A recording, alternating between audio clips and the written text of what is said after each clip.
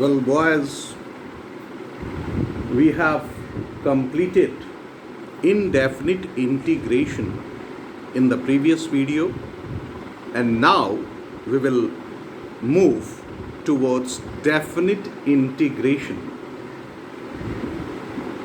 Here, before starting the definite integration, you must have an idea about that what this definite integration stands for. So far we have discussed integral sin x dx. You know the formula is minus cos x plus c. This thing you know. In case of indefinite integration, we have to integrate a function, and after integrating we have to add a constant c. In case of definite integration, we have a range of integration that you have to integrate it from 0 to pi by 2 sin x dx. Remember boys, sin x dx. Here the range of integration is provided to you. This one is indefinite, means range is not given. From where to where we have to integrate. And the word integration I have already told you that it means summation, to add, to sum up, to add. So we have to add from where to where, it is not known. That's why it is an indefinite integration. But if it is known that we have to add it from 0 to pi by 2, then this becomes a definite integration. And remember, this is the range of x, that x is ranges from x is equal to 0 to x is equal to pi by 2. Here it is understood that this stands for the range of x. That's why we do not write here x is equal to x is equal to. Simply we write 0 to pi by 2. And this range stands for the variable which appears in front of integration.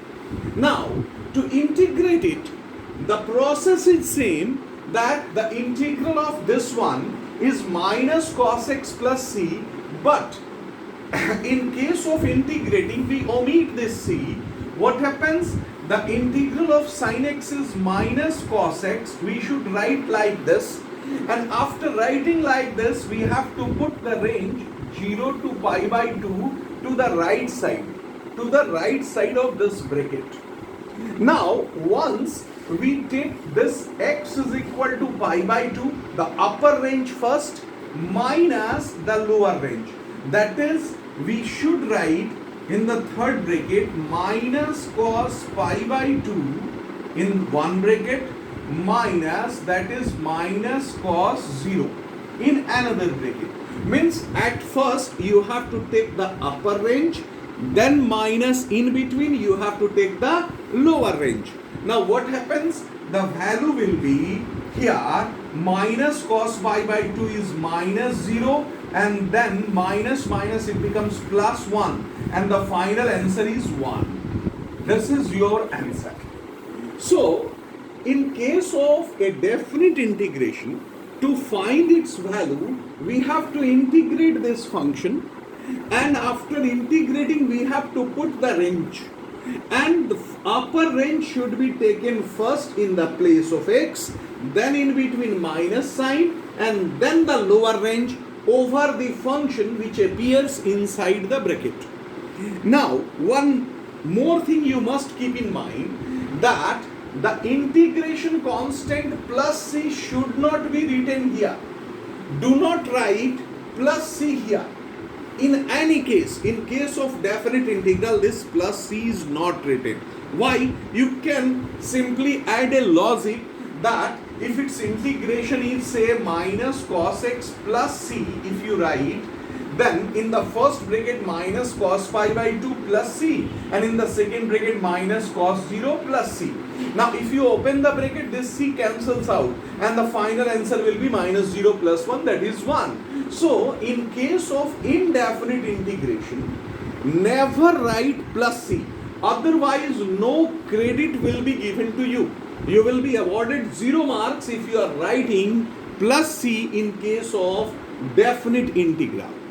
In case of indefinite integral, if you are not writing plus c, you will lose 1 marks. But here, if you write plus c, you will be awarded 0 marks. Now, let us start with few problems based on definite integral.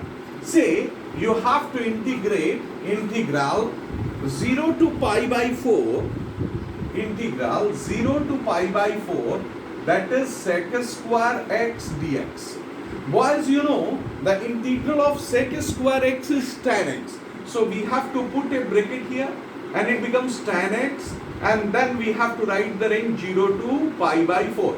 Once we have to put x is equal to pi by 4, that is tan pi by 4, and then we have to put x is equal to 0, that is tan 0. And then tan pi by 4 is 1 minus 0, that is 1. So this is your final answer. Remember, for all definite integrals, we have a numerical value as the answer.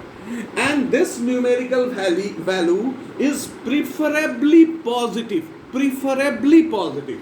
This will depend on the range. If it is 0 to pi by 4, it is positive plus 1. If it is pi by 4 to 0, it becomes minus 1. So preferably positive, and always a definite integral has a numerical value. Now let us take few more problems. Here, what you have done in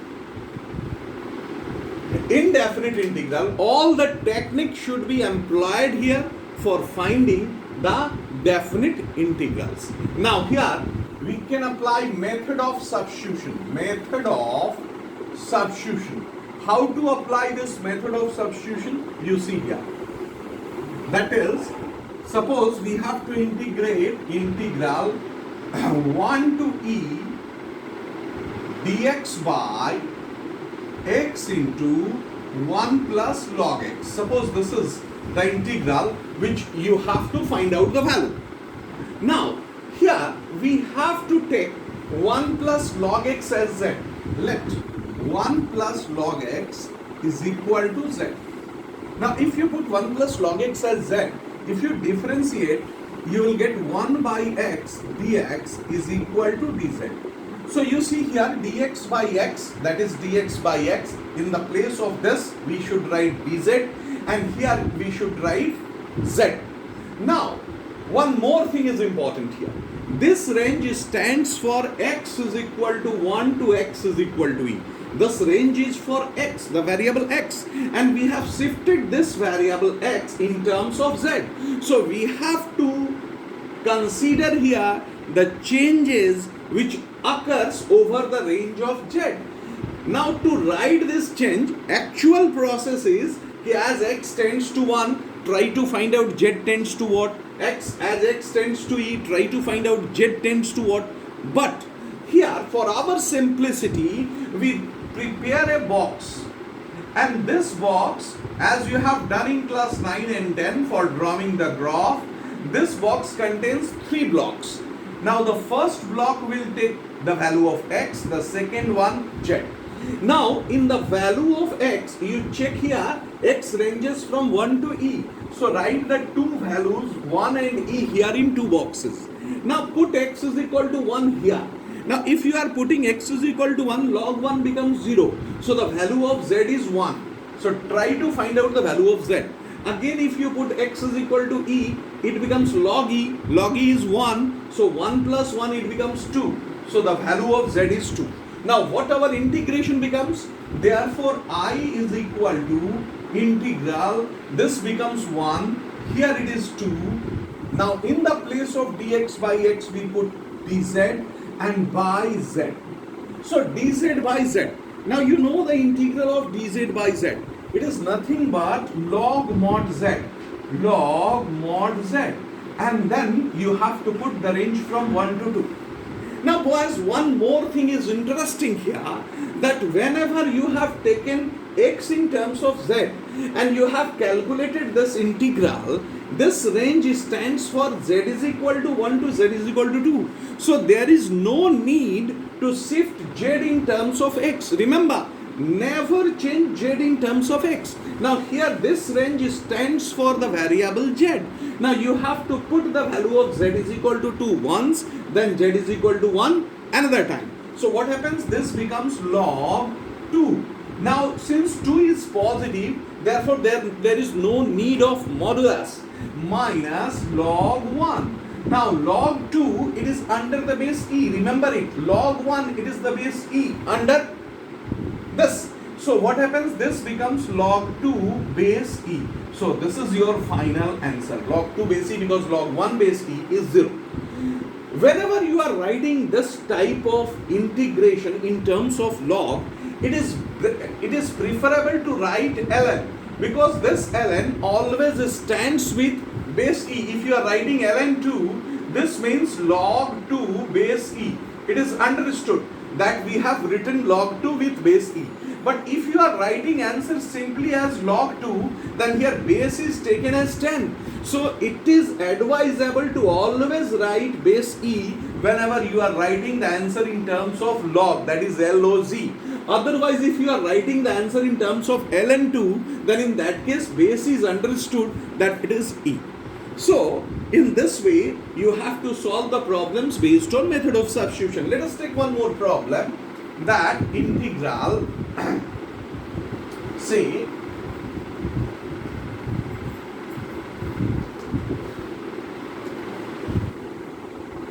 integral 0 to pi by 4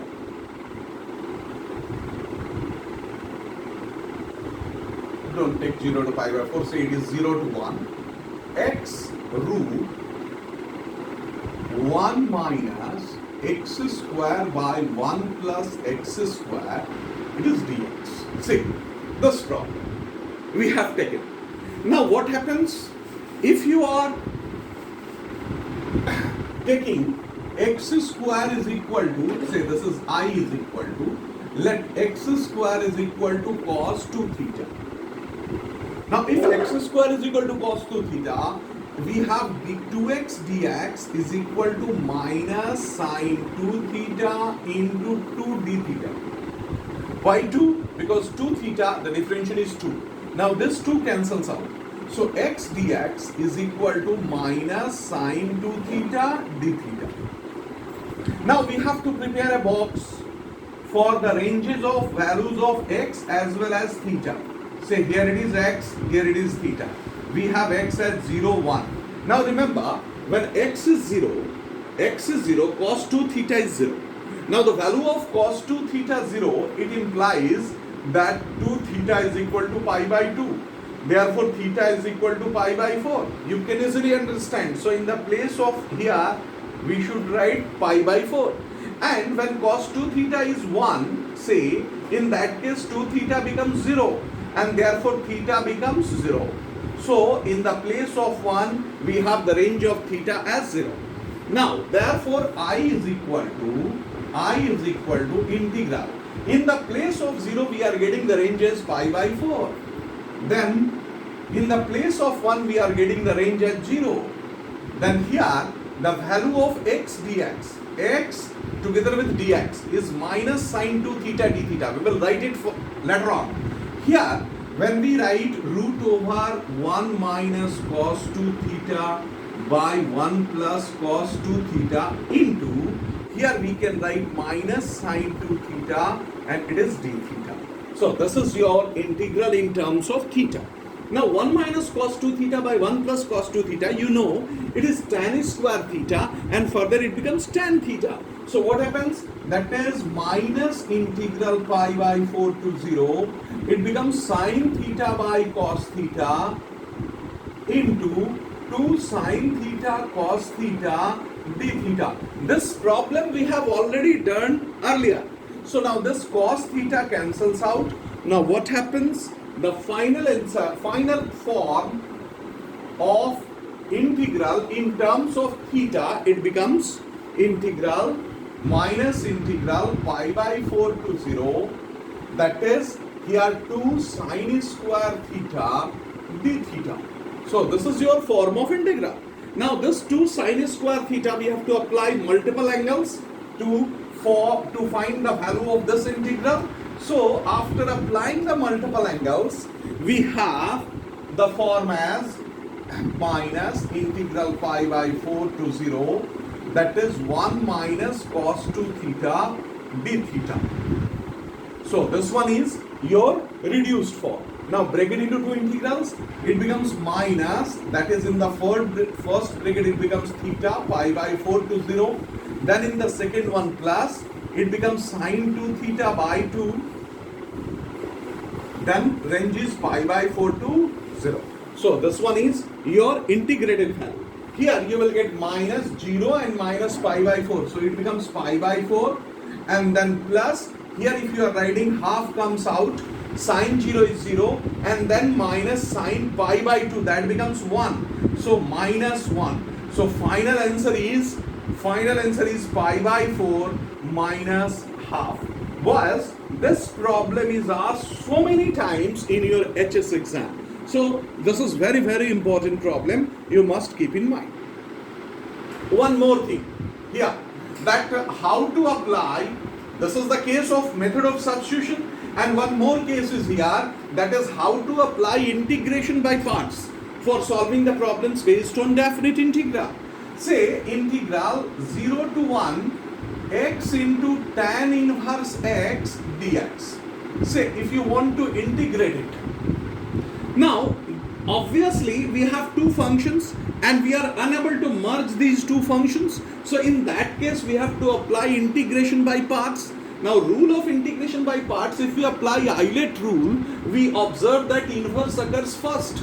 So in that case we should write tan inverse x first, tan inverse x, and then into x dx. Now we will try to apply integration by parts. Now for 0 to 1, for a definite integral, we have to apply integration by parts in two ways. Say the first part, if you apply, it becomes tan inverse x into integral x dx. This is your first part, first function into integral of second, and this first part should be kept in third bracket, and you have to put the range over it here to right side of this bracket always. This is the technique how to apply the integration by parts in case of a definite integral. So in case of integration by parts, we have two portions of this integration by part. The first one should be kept in first bracket always, and you have to put the range over here. Now minus, for the second part you have to write the range over this integral. Remember it, do not put bracket here. Integral 0 to 1, and then you have to differentiate this function. So differentiation of tan inverse x is 1 by 1 plus x square, and then integrate x dx, that is x square by 2, and then you can write dx. Now this one is integrable, no problem, and here we have to integrate by our technique. Now what to do? Here you will get tan inverse x, then into x square by 2, that range occurs from 0 to 1, minus half it comes out integral x square by 1 plus x square dx. So this is your integral. Now further we will try to evaluate it, and here we will try to put out the range. Now what happens? You see, in the first part, if we put x is equal to 1, it becomes tan inverse 1, that is pi by 4. You know the value, tan inverse 1 is pi by 4 into half. Why into half? X is equal to 1. It is into. Now if you put 0, that becomes 0, minus 0. So this is the value of first part. Minus half integral 0 to 1. We have to add 1 and then subtract 1 in numerator dx to integrate it. Now we will try to break it into two parts. After breaking it into two parts, we will have the value of the integral, definite integral. Now how to find the value? It becomes pi by 8, and here minus half integral 0 to 1, that is dx, plus half integral dx by 1 plus x square. You know the integral of this and you know the integral of this. So what happens? Pi by 8 minus half, and here the integral of dx is x, that is 0 to 1, plus half. Here the integral is tan inverse x, and then you have to write 0 to 1 here also, 0 to 1. So what happens? This becomes pi by 8 minus half, and then half into pi by 4 minus 0. So what happens? That is pi by 4 minus half is your final answer. Pi by 8 plus pi by 8, it becomes 2 pi by 8, that is pi by 4, and then minus half. This is your final answer. So boys, these are the three techniques through which we have to evaluate our definite integrals. The first one is simply try to write the integral and then put down the values. The second one, take the help of substitution, use substitution, and then reduce the range to your new variable and then integrate. And the third one is your integration by parts. And now using these three techniques, you are able to complete the problems based on definite integral. This is the fundamental technique. And boys, try to solve as many problems as you can. And if you have any difficulty, you can post the question number in your group. I will try to solve that problem and post the video. Thank you, boys.